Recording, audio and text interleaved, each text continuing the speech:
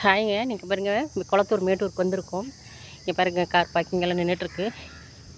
இப்போ பாருங்கள் எல்லாம் மேட்டூரில் வந்து பார்க்கு போயிருக்காங்க. நான் போகலை, ஏன்னா ஏற்கனவே பார்த்துட்டேன். அதனால் இந்த வருஷம் போகலை. அதுவும் இல்லாத வெயில் உரம் ஓவராக இருக்குங்க. பார்த்தீங்களா, எல்லாம் போயிருக்காங்க, நான் தான் போகலை.